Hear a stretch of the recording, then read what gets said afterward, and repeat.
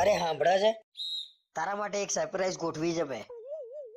તું એકદમ ખુશ થઈ જાય ને એવી સરપ્રાઈઝ છે. શું સરપ્રાઈઝ આપવાના છો કહો? તમાર સરપ્રાઈઝ તમાર જેવી ના હોય ને તો સારું છે. તું એટલું બધું બોલું છું ને, અમુક વાર તો એમ થઈ જાય છે કે આને સરપ્રાઈઝ અપાય કે ના અપાય. હવે ગોળ ગોળ ફેરવે વગર કહી દો ને કે શું સરપ્રાઈઝ છે. 20 તારીખે તને ગોવા લઈ જઉં છું ગાંડી. ખુશ ને? એકદમ ખુશ થઈ ગઈ હું, પણ પૈસા ક્યાંથી લાય એ તો કહો. આજે પૂછ્યું તે પુરુષ ક્યાંથી લાયો, કેમ ના લાયો, એ બધામાં સ્ત્રીએ પડવાનું જ ના હોય. હું ગમે એની ચોટી મંત્રી ના લાવું પૈસા. અરે પણ તમે મારા ઘરવાળા છો તો તમને જ પૂછું ને કે પૈસા ક્યાંથી લાયા છો એમ. જો સ્ત્રીનું કામ એક જ છે, જે જોઈતું હોય એ પુરુષને કહી દેવાનું એટલે પુરુષ લાઈન આપી દે. બીજા બધામાં નહીં પડવાનું. હારું ભાઈ, મારે પડવું એ નહીં. અને એક કામ કરો, મને પૈસા આપી દો એટલે મારે જે ખરીદી કરવી હોય ને હું કરી આવું. હવે તને શેના પૈસા આપવાના? 20,000 રૂપિયાનો તો મેકઅપ લઈ આલ્યો તને. હવે મારા કપડા લાવવાના છે નવા ભાઈ. તમારા જોડે કપડા તો પડ્યા છે, કપડામાં શું ખોટા ખર્ચા કરવાના? અરે તું કહું એની સોગન, મારા જોડે 3 જોડેથી વધારે કપડા નીકળ્યો તો. અને તારો મેકઅપ તો અનાજ ગણાય ને. કરો ખીચડી જાઓ મેકઅપ ને. ખર્ચો કરવાની તાકાત ના હોય તો ગોવા જવાનો પ્લાન ના કરીએ. અને હમણાં તેમ કહેતા હતા તાર જે જોઈએ એ માંગી લેવાનું. અરે ભાઈ તું જા, તારે જે લેવું હોય લઈ આય. તું મને ફોન કરજે એટલે હું ઓનલાઈન પૈસા નાખી દે. આવી રીતે પ્રેમથી પહેલા કહી દીધું હોત તો આટલી બધી કથા કરવી પડે તમારે. અને તમારે કપડા લેવાના હોય તો લઈ આવજો. આ મારા કપડાની વાત કરે છે અને હજી એને ખબર નહીં કે એનો માંડ મેળ આવ્યો છે.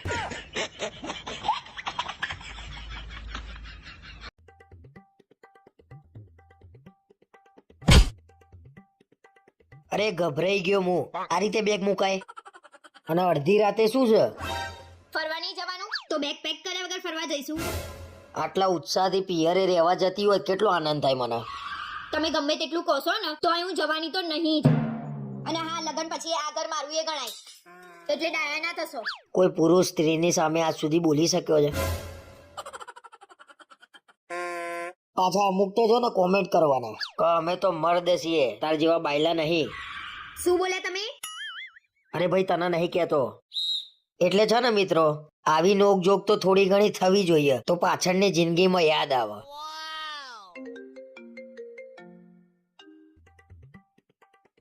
હેલો. હા બોલ મમ્મી. બસ આ બેગ જ પેક કરીએ છીએ. પેક કરીએ છીએ જાણે મને જોડે રાખીને પેક ના કરતી હોય. સારું મમ્મી, હું તને બેગ પેક કરીને ફોન કરું. શાંતિથી. આ હારું કર્યું તે. બાકી ચાલુ ફોનમાં બેગ પેક કર્યું હોત ને તો 3 કલાક થતા. હવે મારા કરતા તો વધારે તમે માવડિયા છો એટલે મને ના કહેશો. ના પણ તાર મમ્મી આમ આખો દિવસ ફોન કરીને પૂછપૂછ કરે, શું કર્યું બેટા, શું કર્યું બેટા. તમને મારા મમ્મી થી બહુ તકલીફ લાગે છે. મારા મમ્મીને ફોન આવે એટલે બહુ દુખે છે. અરે જબરું દુખે છે ભાઈ. એવું પાર્સલ ટીકાયું છે ને મને. ઓ પાર્સલ વાળી, દર્પણમાં જઈને મોટું જોઈ આવો એટલે ખબર પડે તમને કે કેવું મળ્યું છે તમને. વાત તો સાચી જ આની. ગમે તેને પૂછો હારી ના જ પાડતી હતી મને.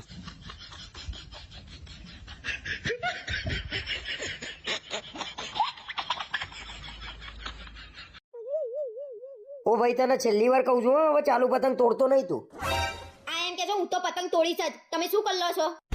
કોણ બોલ્યું? કોણ બોલ્યું? આ બોલ્યો? અરે હવે તું પતંગ તોડીને બતાવી, જો ત્યાં આવીને તોડી નાખું છું કે નહીં તને. ખોટા લમણા ના લેશો આ લોકો જોડે. આપણો તહેવાર બગડશે ખોટો.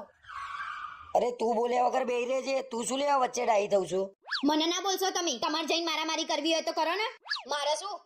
અરે તું મને ઢીલો પોચો ના સમજે. મારામારી કરી આવો એટલે. અલે ભાઈ તું માપમાં રહેજો ને કે માર્યા વગર નહીં મેલું તને હું. શું દાંત કાઢું છું? વાંદરા જેવો લાગુ છું? કર હજી કર. અલે બૈરા આગળ શું વાંદરા વેળા કરું છું? તાકાત હોય તો મારી જોડે ઝઘડો કર ને બાયલા. અલે ભાઈ તું બીજી સોસાયટીમાંથી પતંગ ચકાવવા આવ્યો છું ને પાછો જોર કરું છું? અરે હવે તારું કોઈ નાટક ના જોઈએ કલરિયા, નકર હવે હું પોલીસને જ ફોન કરું છું. અલે ભાઈ તું તો કોઈનાથી નહીં બીતો. તું તો બહુ મોટો ગુંડો ખરા ને. તું ઉભો રે લ્યા. તારી તો